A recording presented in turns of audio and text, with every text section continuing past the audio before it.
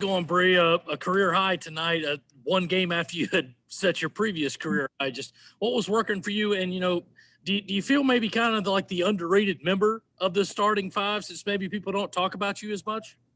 I think with me, I'm learning a lot of things. Like it's a game inside a game.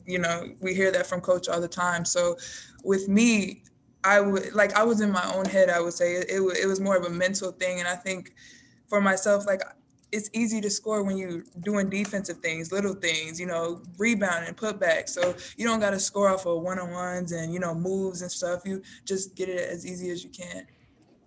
Keith and then Matt. Hey, Bree, congratulations on back-to-back career highs.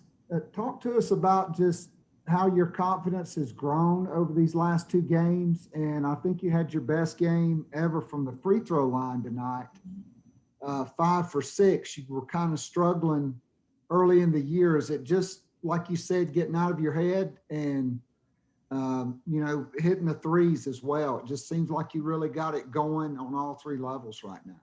Yeah, definitely. It starts with, getting extra shots and extra work in. It's outside of the 2-3 hours of practice we have.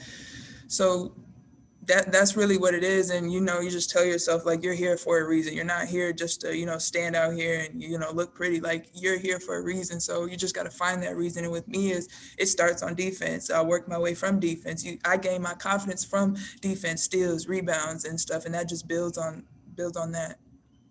Matt and then Dick. Such an exciting day here today with the unveiling of the Asia Wilson statue and, the celebration of it. What's it like for you to be part of that with someone who you share a jersey with? And also, how huge is it to see a female athlete be honored in that way?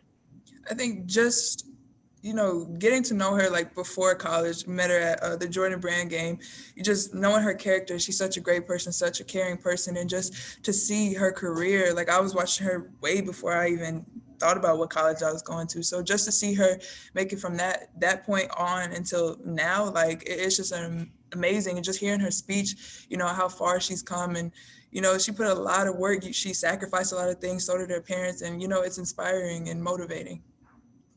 Dick and then Mitch. You're a very unselfish player and do a lot of little things. And it looked like early in the year you were really concentrating on trying to get the ball inside, and people were daring you to take the outside shot.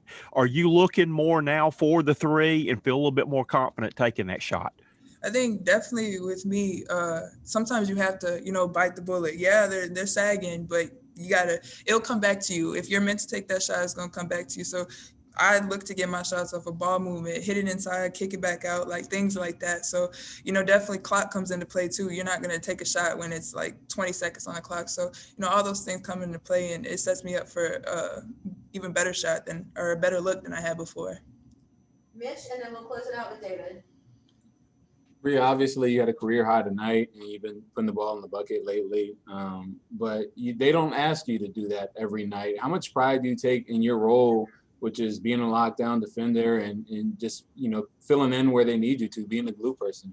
It definitely, even though like we don't focus so much for, my role to score and stuff, but it's to, be the glue, be able to put people in positions they need to be put in.